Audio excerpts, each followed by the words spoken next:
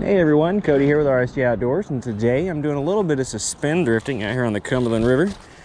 Just got all my baits out and I'm already getting hit on this rod over here. Hopefully he'll give us a good solid takedown, but I don't think he's quite big enough. Seen him on sonar smack at that bait a couple of times. Doesn't look like a huge fish, and that's a pretty big head bait out on that corner. So what I'm doing as far as suspending is I'm spot locking the boat and I'm letting it drift down. Every 5 to 10 minutes, I let it drift 20 feet or so, and then I spot lock again and sit for 5 minutes. That's generally how I suspend drift, unless the current or the wind or something just won't cooperate. But today, I've got some gusty wind. It's probably making some noise in the camera right now. Got a little gust coming through. But I've got mild current, so it's pretty easy to control the boat, keep it where I want it. Yeah, we'll see if we can produce a fish or two today. Well, I got one locked up here. He ain't very big, but when he took it down, I had just dropped the bait down and he pulled it down. I mean, I had literally just dropped the bait down. I was lowering it down to put it in what I thought was a better strike zone. I guess I was right, because he nailed it. I'm in about 30 feet of water, so trying to let him come up marginally slow. He's digging pretty good. This is a heavy action Mad Cat's bolt, and he's tangled up in this line now. The turd.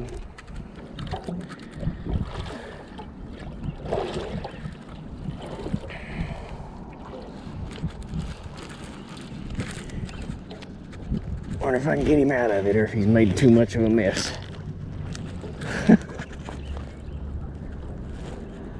Too much of a mess, I think.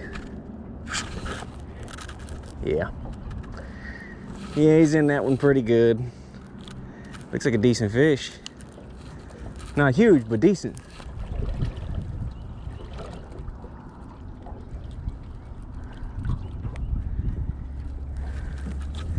Oh yeah, he made a mess there too. See if we can get him over here close enough and get a net under him.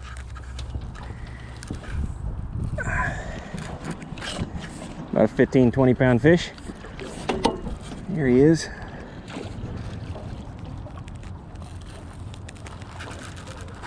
Oh goodness.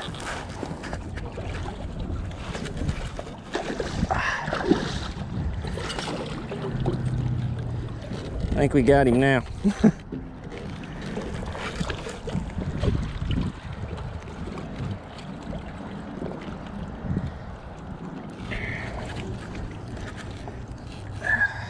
It's a decent fish.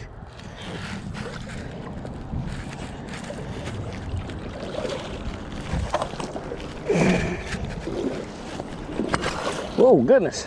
He beat me up a little bit. They're trying, he danged it. First of all, let's see if we can get all these extra hooks and stuff away from him.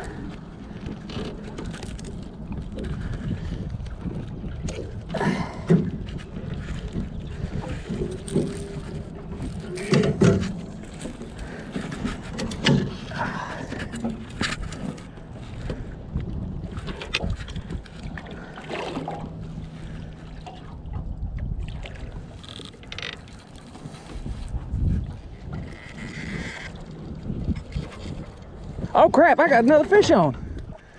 I got a fish on this one too. I sure do.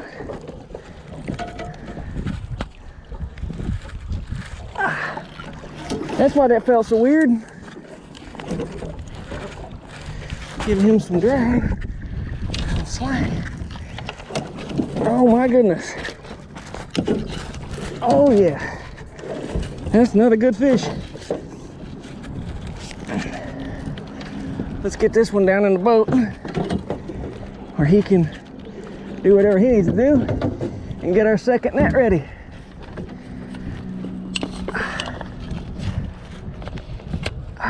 Goodness.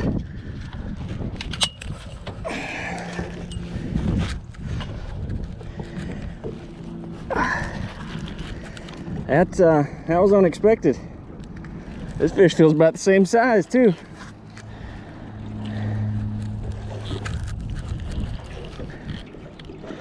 Maybe a little bigger. He pulling a little drag. Yeah, it's a little bit bigger fish here.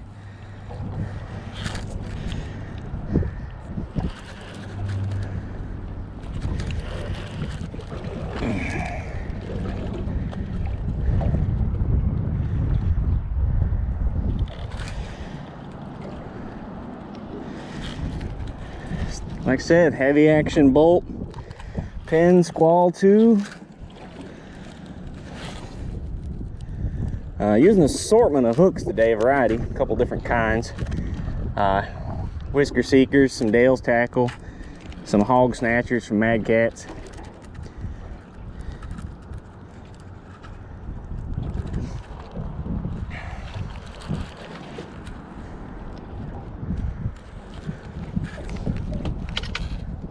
This is a pretty tough solo double to deal with right here. This is a decent fish. Goodness. Oh yeah. I'm sorry, buddy. Hang on. Oh yeah, decent fish. Look like a flathead.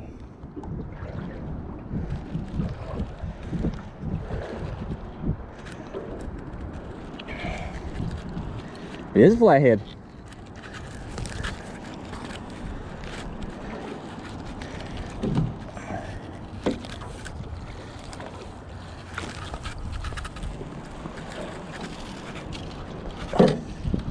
And I got him. How's that for a solo double? Holy crap.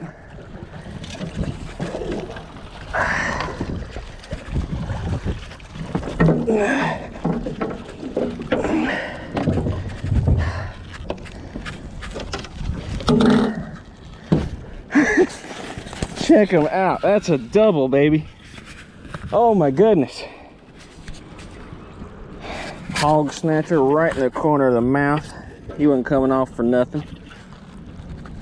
Got one of my Mad Cat's inline rattles on there too. I was on a body chunk. Fresh skipjack.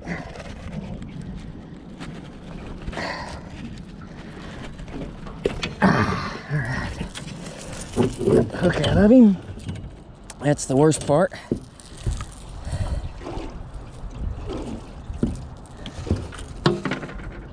Now let's get this guy. He hit a skipjack head chunk, also with a rattle. And he's on a double hook rig, so oh no, he's on a, yep, he's on a double hook rig. And he also got nailed by a hog snatcher. Right in the corner of the mouth. It's a really well-designed hybrid circle. A lot of the fish I've hooked on them, they definitely don't come off easy. He's a nice fat dude.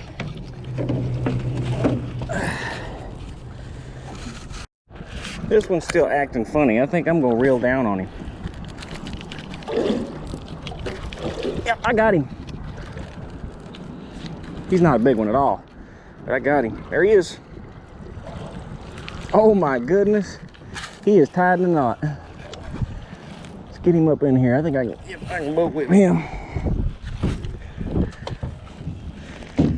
Well. Oh, old channel cat. Old channel cat. He hit that double dropper loop rig. Got him right in the corner of the mouth. Pretty little fish. We ain't gonna weigh him, but we'll give him the satisfaction of a measurement. He's right at 20 inches. Not a bad little guy. Let's get him back down in the water.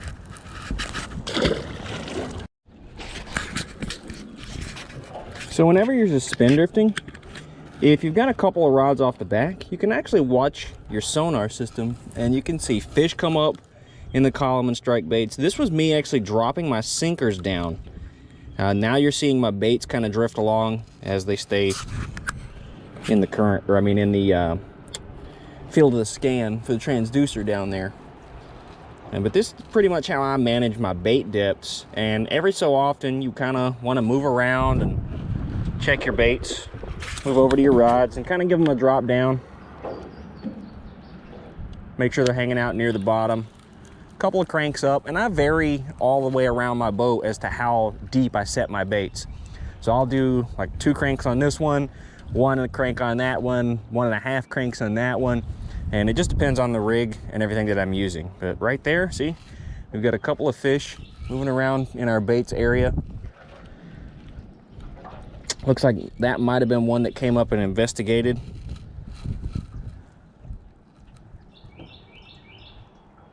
Maybe we'll hook up with one of them, we'll see. But like I said, I'm just jogging down, letting the current drift me back. And every so often, I'm just stopping the boat with spot lock and sitting for 5 minutes or so, and then I start drifting back again. Another solid fish here. Maybe not. He might have just been angrier than I thought he was. Yeah, he's just angry.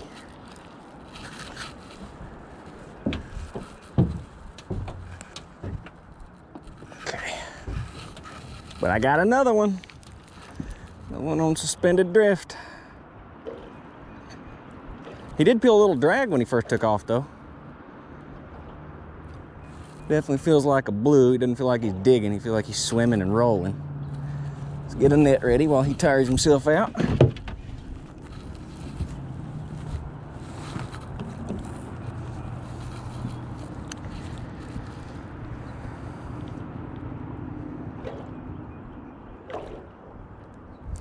Keep marking these fish as I roll through. I don't know if you can see the sonar from this far away, but there's a stack of them right under me. And I keep marking these stacks and I just stop on them for a moment.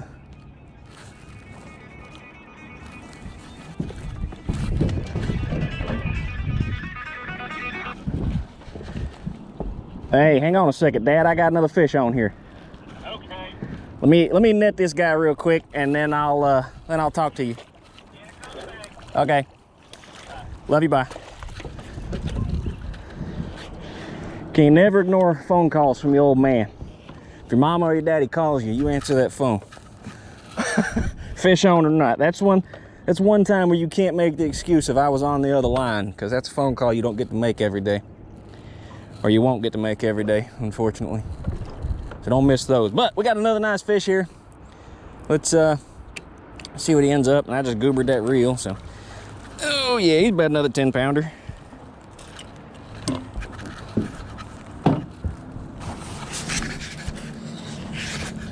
Oh, hog snatcher claims another victim and another one on the rattle. So rattle and hog snatcher combination is working pretty good today. I used 3 beads there to separate my hook. I feel like I get better hookup ratios.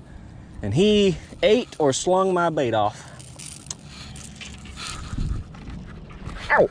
And he bit me. Come on, open up. If you'll open your mouth, I'll get this sharp thing out of your face. See, I've told you I would. Whew, all right, let's get him measured and get him back in the water. And that's another one. Oh, he come off. Dang, that was a decent running fish too. He stole my bait.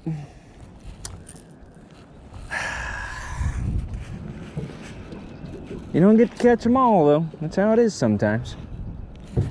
And look at the rig that I'm using today. I had one break off just a second ago, so it's the perfect time to show you what I'm doing.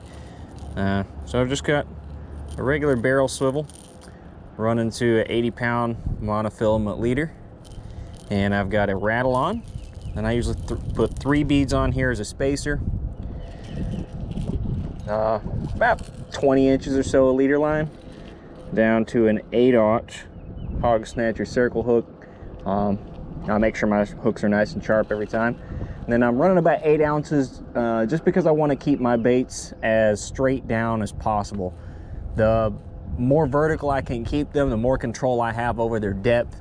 I don't have to worry about them swinging out in the current. I don't have to worry about them shifting around or staying in place. When the boat shifts around, they follow the boat. They go where the boat goes. And that gives me good control, allows me to keep them out of trees and stuff for the most part. You're gonna find things that you didn't see in your first scan through, stuff like that. But you can definitely save a lot of tackle by maintaining control of your rods and position of your baits in the water column. All right, so final few tips on drifting while I get my boat loaded up and ready to go home. Don't blind drift, so scan over an area at least once before you go and drift through it. Maybe drop yourself some waypoints that you can follow, like a breadcrumb trail.